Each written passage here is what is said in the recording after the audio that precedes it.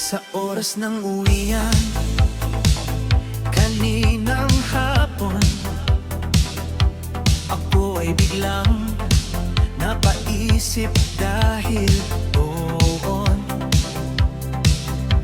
tuluyan akong nabahala ng bahagya.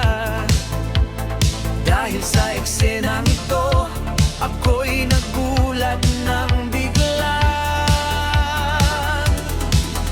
Nang ako ay bahagyang nagulat ng biglaan, isang kababalaghan ang aking naranasan. Sila ay nawala sa oras ng uwian.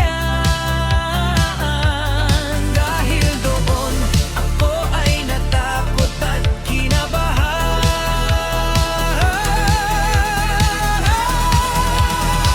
Ang kababalaghan sa kanilang pagkawala sa oras ng uwian, ako'y biglang nagulat na lang. Dahil doon, ako ay kinabahan ng sobra-sobra.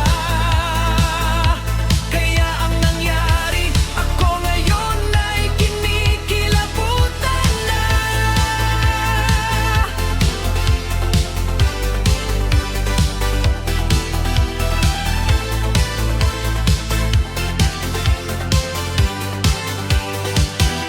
Halos isang oras na akong naghihintay sa kanila.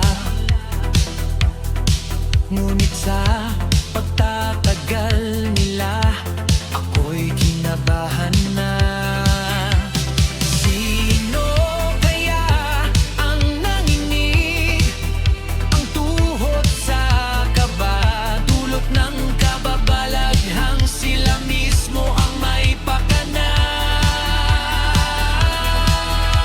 Ako ay natakot ng biglaan sa kanilang ginawa. Nang dahil doon, kinabahan